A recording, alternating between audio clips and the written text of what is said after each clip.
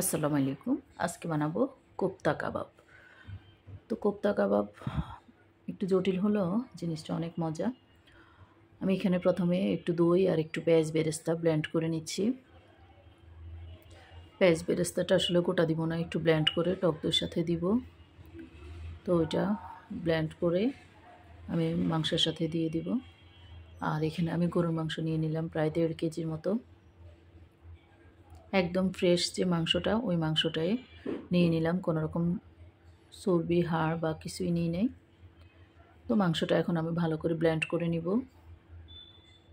তারপর আমি এক এক করে এখানে সব রকমের মশলাগুলো দিয়ে দিব। এখানে জিরা, রসুন, আদা আর যে পেঁয়াজ বেরেস্তার দদিটা আমি ব্লেন্ড করে নিছি সেটাও দিয়ে দিব। একটু ভালো একটা সেন্ট আসার জন্যই দিব।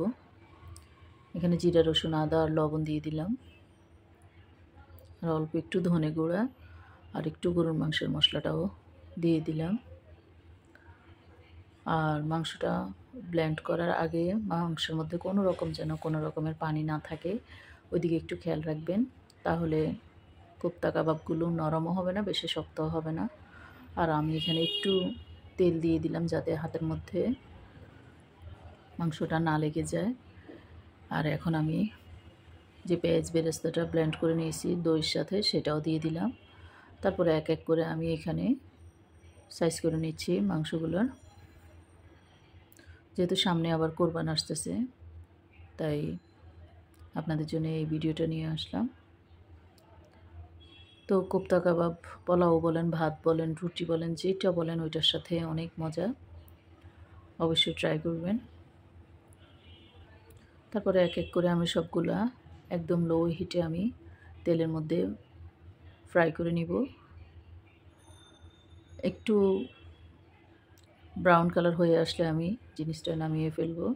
একদম লো হিটে করব যাতে কোনো রকমের ভিতরে কোনো কাঁচা না থাকে, সেজন্য একটু ধৈর্য ধরে ভাজতে হবে।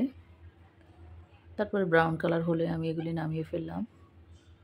এরপর আমি এটার জন্য যে গ্রেভিটা রেডি করব সেটার মধ্যে আমি এখানে পেঁয়াজ বেরেস্তা আর এখানে জিরা, রসুন, আদা আর এখানে টমেটোর সস দিয়ে গ্রেভিটা রেডি করব।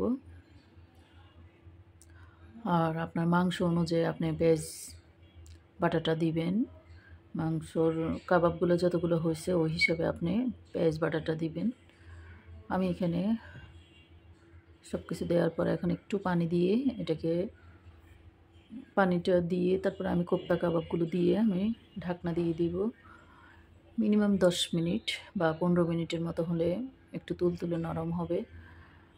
তো পানিটাও একদম আমি মাখা মাখা একটা পানি দিলাম। এরপর আমি এটাতে মিনিমাম আমি 15 মিনিট এখানে ঢাকনা দিয়ে দিব। আর যেহেতু একটু ফ্রাই করলাম, আপনারা 10 মিনিটও দিতে পারেন। আর একটু নরম হওয়ার জন্য আমি 15 মিনিট ঢাকনা দিয়ে দিব। তো এই পর্যায়ে আমি এখন ঢাকনা দিলাম।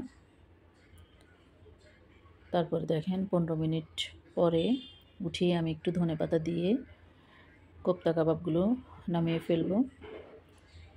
তো অবশ্যই ট্রাই করবেন, রুটির সাথে বেশ মজা, রুটি, পোলাও, ভাত সব কিছুর সাথে অনেক মজা। তো লাইক, শেয়ার, কমেন্টস করবেন।